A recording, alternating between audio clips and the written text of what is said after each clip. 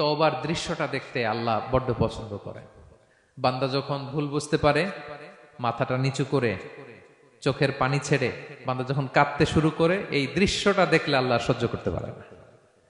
আল্লাহর রহমতের দরিয়ায় জোশ খেলে যায়, বান্দা যা চায় আল্লাহ তাই দিয়ে দেয়। তখন চোখের পানির এত বড় পাওয়ার। এজন্য আমরা ভুল করে যেন অটল না থাকি, আল্লাহর কাছে যেন ক্ষমা চাই, আমরা যেন ফিরে আসি তার দরবারে। তার দরবার সবসময় খোলা। এবং তিনি এই তওবার বা ফিরে আসার দৃশ্যটা দেখতে কত পছন্দ করেন শোনেন। রাসূল সাল্লাল্লাহু আলাইহি ওয়াসাল্লাম বলেন, ওয়াল্লাযী নাফসি বিয়াদিহি, তার শপথ যার হাতে আমার আত্মা, লাউলাম তুযনিবু, তোমরা যদি ভুল না করতে, লা যাহাবাল্লাহু বিকুম, আল্লাহ তোমাদেরকে ধ্বংস করে দিতেন। ওয়ালা জাআ বিকওমিন, আল্লাহ এমন এক জাতি তৈরি করতেন, ইউযনিবুন, ওরা খালি ভুল করত, ফায়াস্তাগফিরুন, আর ক্ষমা চাইতো, ফায়াগফিরুল্লাহু লাহুম, আর আল্লাহ তাদের ক্ষমা করতেন।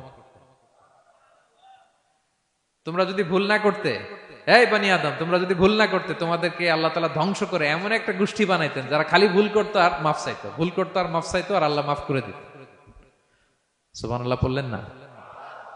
গাফিরিয যামবি ওয়া কাবিলিত তাওব, তিনি পাপ মোচন করার জন্যই তো তিনি আমার রব, তওবা কবুল করার জন্যই তো তিনি আল্লাহ সুবহানাহু ওয়া তাআলা, তিনি রব্বে কারীম। তার দয়ার কোনো শেষ নাই, তার মায়ার কোনো শেষ নাই।